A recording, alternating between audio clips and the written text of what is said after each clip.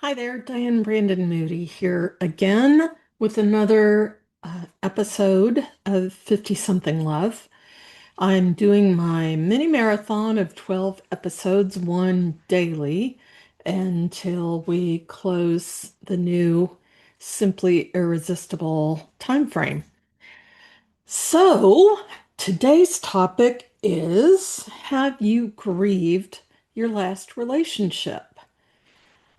I don't necessarily mean if the person died, although that's included, but if the relationship ended in a way that wasn't really what you wanted, there is undoubtedly some grief hiding around you somehow. And the other person can't find a way in, a new person can't find a way in until you have properly grieved this one. Um, I think that is a very reasonable thing to do. I'm not necessarily talking to widows right this minute. I'll get to you in a second.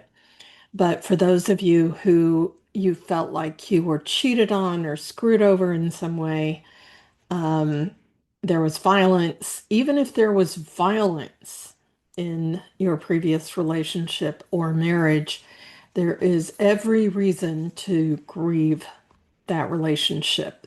That it wasn't the relationship that you wanted. It was a very wrong relationship. And to be able to let that go in some way. Now, one of the best ways to grieve a relationship, or to grieve anything for that matter, is to cry. Did you know this is one of the top nervous system regulating things that you can do? It will help you get into a more regulated space. And I'll be talking more about that as we go on in other episodes. But crying is good for a woman. It gets rid of toxins and chemicals and kind of resets. Crying too much probably doesn't help.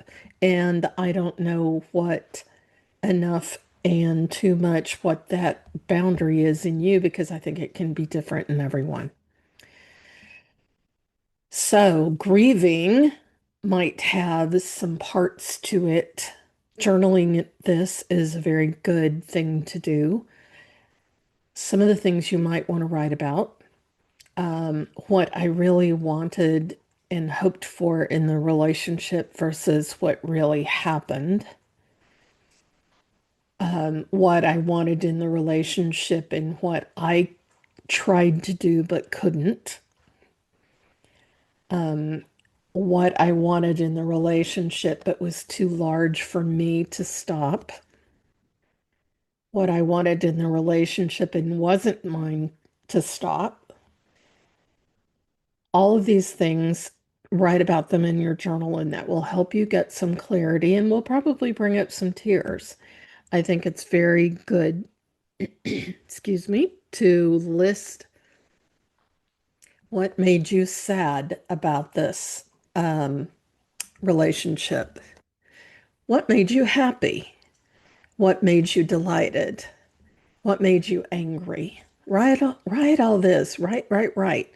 If you're writing it in your journal, nobody needs to see it. And if you want to feel extra clear that nobody has seen it, then tear it up and throw it in the fire after you're done. But making this an ending, a definite ending in your grieving, is the best thing that you can do for yourself before you're ready to have a new relationship, in my opinion. After you've done the grieving, and again, I'll get to widows in a moment. I'm getting to the people who were disappointed or suffered in some way. Um,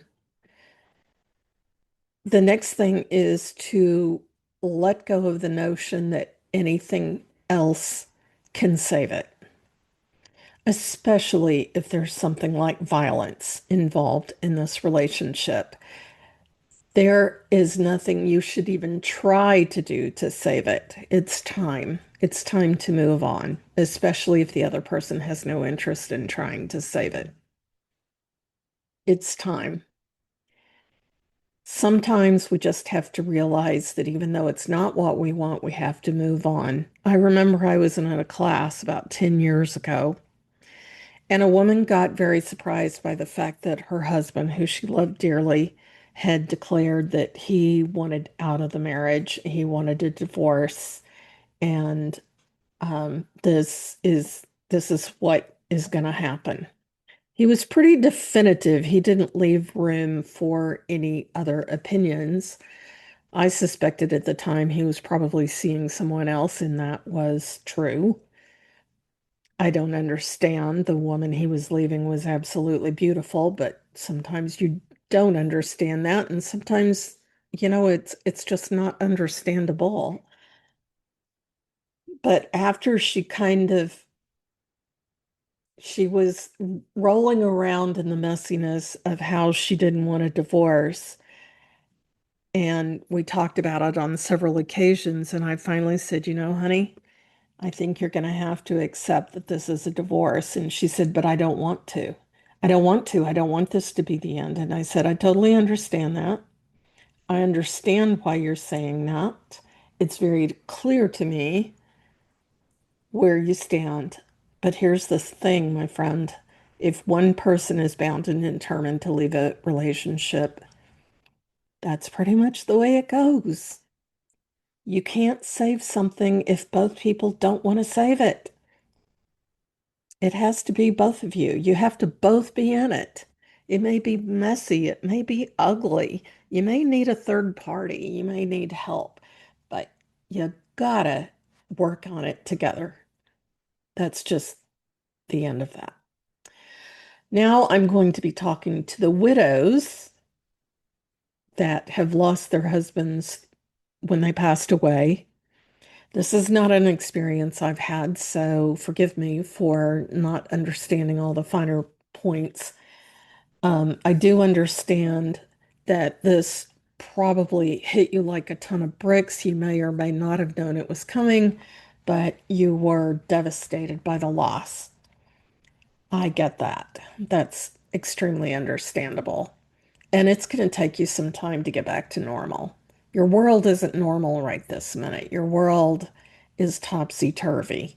It's going to take you probably 2 years before you're even ready to think about having another relationship with another person. And I think that should be the case. Um, give yourself at least a couple of years.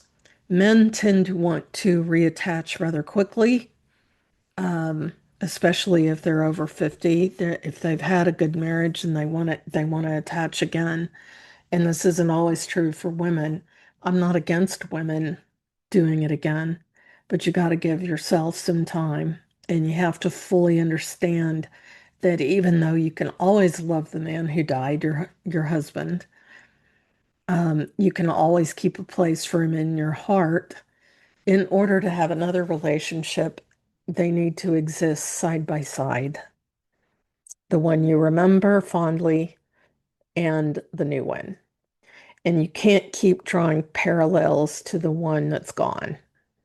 That that just doesn't work because that was one person and that one person is now gone.